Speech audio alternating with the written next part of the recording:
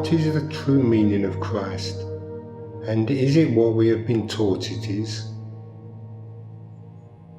What we have been taught by the various religious doctrines is that Christ is the Son of God, that Jesus the man is Christ the Messiah, and is the Anointed One loved by God.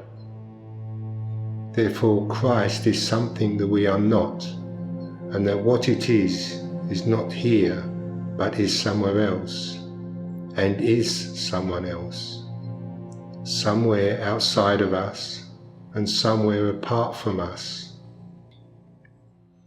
That it is innocent, and that we are guilty, that it is loved by God, and that we are judged by God, to be worthy or not, to be accepted into heaven, or to be judged and condemned to an eternity in hell.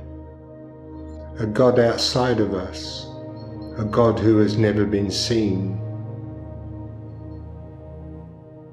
Yes, it is true that Jesus spoke that he is the Son of God, yet Jesus held up no defences, nor did he retaliate through attack when he was tortured upon the cross to die in pain.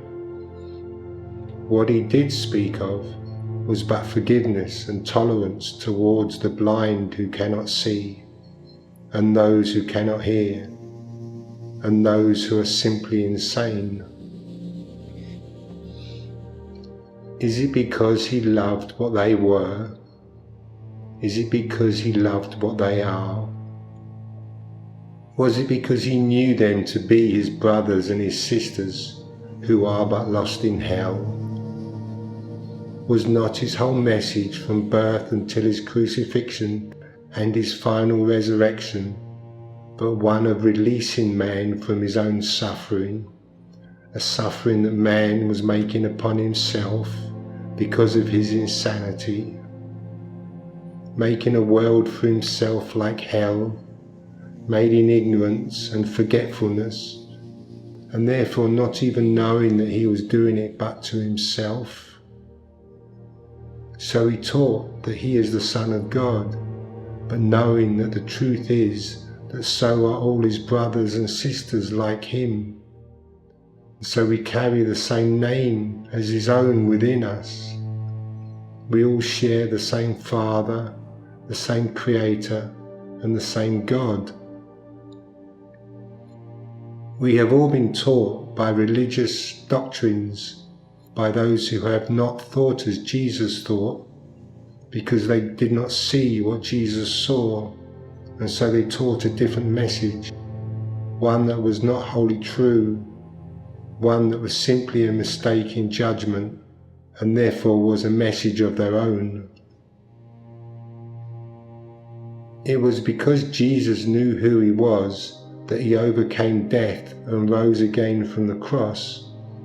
The cross is but a symbol of man's insanity to kill Christ within Jesus, for to kill Jesus is but to kill Christ. Yet his knowledge of his true identity simply undid man's insanity and proved to those who had eyes willing to see him that this knowledge of his true identity is salvation, and the proof of its effectiveness is but his message to man, that he did rise again untouched by death, untouched by man's insanity. And so to think like him, man will overcome death too, for death and insanity are one, and insanity leads to death, just as sanity leads to life. For God and his Son are sane. Christ is the message of Jesus, but it was not to prove how great he is, but to prove that we are like him, and so what gives him life and the power to overcome evil is one and the same as what gives us life and for the power of us to overcome evil. Therefore the face of Christ is but within ourselves and is within everyone, For we are all the children of a loving Creator, and the meaning of Christ is but our own. No one can find Christ or God outside themselves, because Christ is our true identity within us, and so it can only be found and understood within us. And likewise, it is the life of God who is but our own life, and so again, knowing God and understanding God can only take place where God is, and not where God is not. The religious that sought to maintain power over the people have kept this knowledge hidden for the purpose of controlling people, because the religious rulers are like all rulers.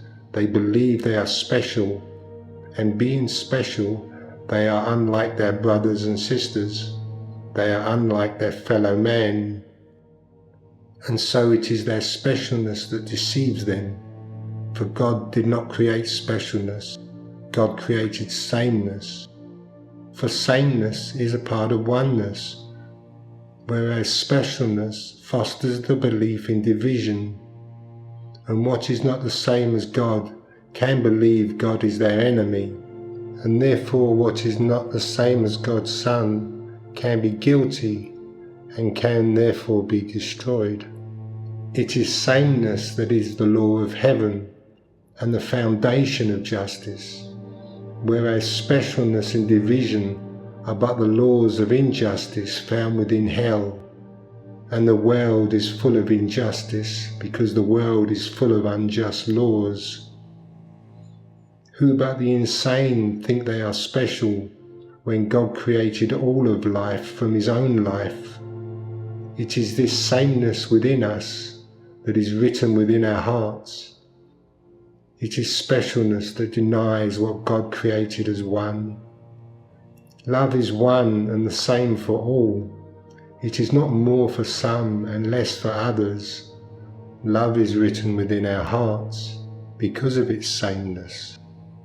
Specialness is loveless, so it must search for what has been lost by looking outside and finding value in objects and worldly aspirations and status, where love can never be found, and so all it values turns to nothing. Therefore the love of God for his children, the meaning of Christ, is the same love that is the source of who we are, and so the face of Christ is but our own face. With this knowledge held safely within our minds forever, Jesus but came to remind us of who we are, to wake us up from a dream of deception, the meaning of evil, a dream that has become a nightmare. To remember who we are is but to remember that our Creator is present within all that lives. With this memory returned to its rightful place within us all, cruelty becomes impossible, for who but the insane would want to hurt and kill a part of what God loves, a part of who we are, and therefore make an enemy of God? Who but the insane would make God their enemy, and who but the insane see a world turned into hell?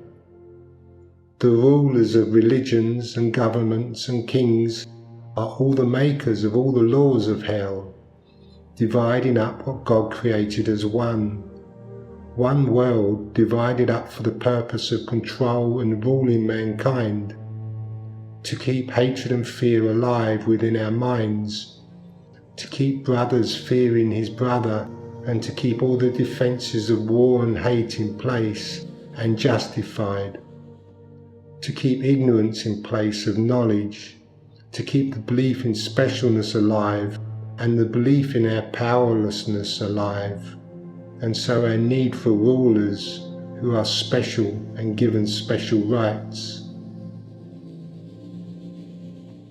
It is the knowledge of who we are beyond the body's identity, the one we have made for ourselves out of a dream of forgetfulness, that will be our return to peace and the return to power. The power of love for all life is the love of God that has its life within all. with the memory of Christ re-established firmly within us once again as our own identity, a new world of peace and abundance will unfold out of the ashes of the past we but made in fear and forgetfulness. And so when we know the meaning of Christ within us, all guilt and fear will finally be undone. For the meaning of Christ is innocence. It is forever the source of who we are.